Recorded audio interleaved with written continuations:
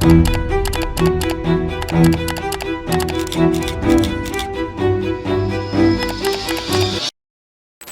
का वीडियो देखने से पहले आपके लिए एक काम है। आप अपने मन में एक गृहिणी की छवि बनाओ। अब गृहिणी यानी पुराने मालिक की भाषा में हाउसवाइफ। क्या छवि बनी?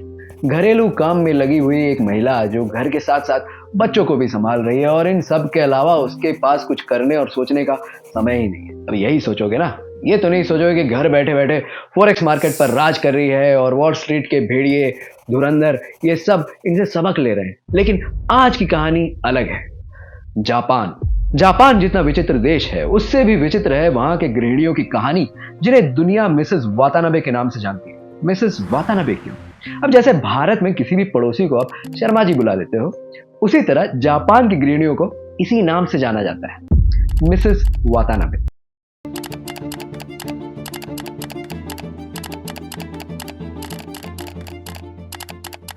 मिसेस वातानाबे की कहानी समझने से पहले एक छोटा सा फ्लैशबैक।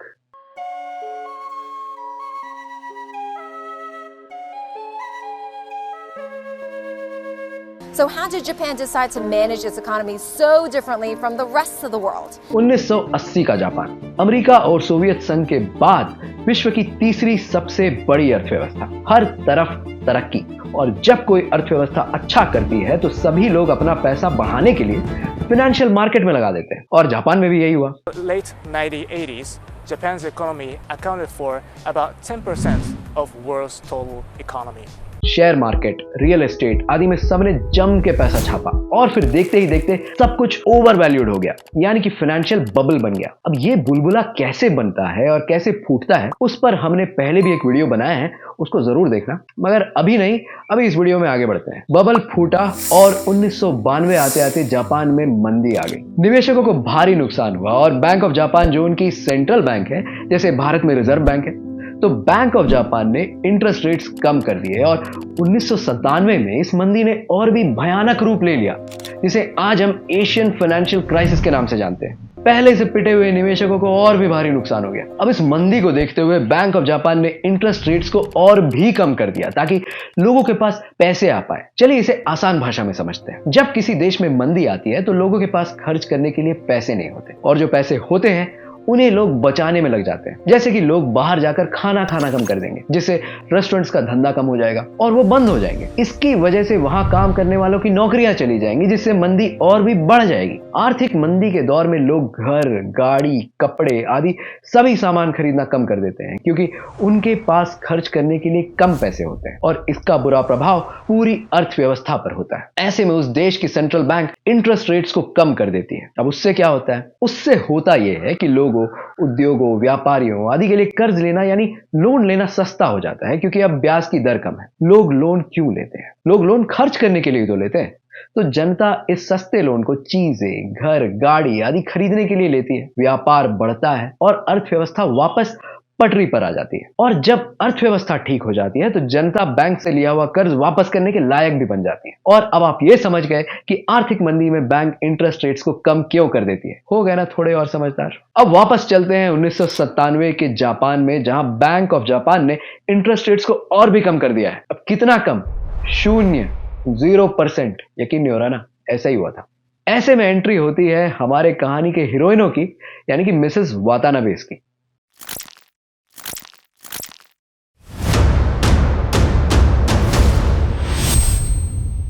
ये आम गृहिणियां कुछ ऐसा करने वाली हैं जिसने आज तक विश्व भर की फाइनेंशियल मार्केट्स को हिला कर रखा है। और इनके बारे में पहले नहीं सुना तो अब सुन लो, बहुत ही मजेदार कहानी है। अब जैसा कि हमने पहले ही कहा था, जापान एक बहुत ही विचित्र देश है, इतना आधुनिक कि वहां पहुंचकर लोगों को लगता है कि वो भविष्य में आ गए हैं। लेकिन फिर भी वहां का समाज अपनी पुरानी संस्कृति से बहुत ही ज्यादा जुड़ा हुआ है। जापानी समाज में घर का पैसा महिलाएं संभालती हैं, और ऐसा तो भारत में भी होता है, मगर यहाँ थोड़ा फर्क है। जापानी लड़कियों को बचपन से पैसों को जिम्मेदारी से संभालने की सीख दी जाती है कि घर का पैसा कहाँ इन्वेस्ट करना है, कैसे बढ़ाना है।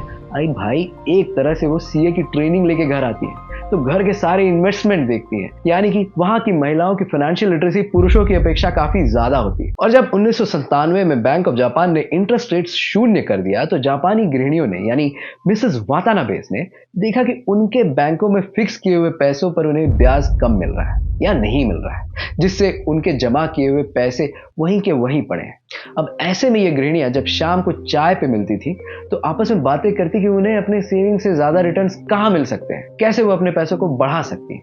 भाई मेरे दोस्त इतनी गहरी बातें करते तो ना हम ये वीडियो बना रहे होते और ना आप। छोड़ो, आगे बढ़ते हैं। शायद इनमें से ही किसी एक महिला के दिमाग में एक जबरदस्त आइडिया आया कि जापान में ब्याज की दर कम है, मगर पूरी दुनिया में तो ऐसा नहीं है। जापान में जहां ब्याज की दर शून्य के पास है, वहां से पैसा लेकर अगर किसी और देश में निवेश किया जाए तो आज हम इसे कैरी ट्रेड के नाम से जानते हैं। अब दुनिया भर के कई फाइनेंशियल गुरुज इन गृहिणियों का यह कहकर मजाक उड़ा रहे थे कि ये किमोनो पहनकर घर का काम करने वाली औरतें जल्दी ही नुकसान सहने वाली हैं और ये सब छोड़कर बाहर चली जाएंगी। तो मिसेस वातानाबे ने जापानी बैंकों से पैसे लेकर दूसरे देशों में निवेश करना शुरू कर दिया। उदाहरण के लिए एक जापानी बैंक से 1 लाख रुपए 1% की दर पर लोन लेकर भी अगर तुर्की, जहां पे आज की तारीख में इंटरेस्ट रेट 50% से भी ज्यादा है, वहां निवेश किया जाए तो आप अपने 1 लाख को 1,50,000 बना दोगे बिना कुछ किए हुए। जापान के बैंकों को आप ब्याज सहित 1,01,000 वापस करोगे और 49,000 यानी 49,000 का आपको शुद्ध मुनाफा होगा। अब है ना जबरदस्त प्लान? तो इसी प्लान का नाम है कैरी ट्रेड। अब भारत हो या जापान, गृहिणियों का नेटवर्क हर देश में उतना ही जबरदस्त होता है। एक एक कर पहले टोक्यो और फिर बाद में जापान की गृहिणियां ये करने लगी और ये कैरी ट्रेड इतनी मात्रा में होने लगा कि विश्व की बड़ी बड़ी आर्थिक संस्थाओं की नजर में आ गई। लेकिन इन गृहिणियों के पास इतना पैसा कि दुनिया हैरत में पड़ जाए। अरे इतना रेडी कैश आया कहां से? नहीं समझे? अगर आपसे कहा जाए कि किसी फंड में 50 लाख रुपए डाल दो तो क्या आपके पास 50 लाख ऐसे ही पड़े हैं? नहीं ना। फिर ये जापानी गृहिणियां इतना पैसा इन्वेस्ट कैसे कर रही हैं? अब इसका जवाब भी जापानी समाज की विचित्रता में छुपा है। दुनिया भर में लोग ऐसे ही पैसे अकाउंट में नहीं रखते, जमीन, गहने आदि खरीद लेते हैं और यही होती है उनकी संपत्ति यानी एसेट। जापानी अपना एसेट लिक्विड रखने में यकीन रखते हैं। मतलब एक औसत जापानी घर का 53% एसेट कैश में होता है जो वो बैंकों में जमा रखते हैं। और जब इन गृहिणियों को निवेश के लिए कैश की जरूरत पड़ी तो उनके पास पैसे तैयार पड़े थे। आमतौर पे अमीर देशों में कैश एसेट्स काफी कम होते हैं, जैसे औसत अमेरिकी घर का सिर्फ 12% एसेट कैश में है। जापान में जब हम इस कैश एसेट की बात करते हैं तो हम बात कर रहे हैं $7 ट्रिलियन की। जी हाँ, और भारत की कुल जीडीपी $3.5 ट्रिलियन के आसपास है। तो आप समझ लीजिए कि कितना सारा पैसा है। मिसेस वातानाबे ने कैरी ट्रेड में अच्छा मुनाफा कमाया, लेकिन इनके लिए तो ये सब नया था और इन्हें इसके जोखिमों के बारे में भी ज्यादा नहीं पता था, जिसके बारे में इन्हें सबसे पहले पता होता है 1998 में। असल में 1998 में रूस अपने इंटरनेशनल लोन्स पर डिफॉल्ट कर गया, जैसे कि अभी कुछ वक्त पहले श्रीलंका के साथ हुआ था। सभी विदेशी संस्थाओं ने रूस से पैसे निकाल लिए और जापान, जिसकी करेंसी को काफी स्टेबल माना जाता था, वहां लगा दिए। अब इससे हुआ क्या? इससे हुआ ये कि जापानी येन ऊपर उठने लगा।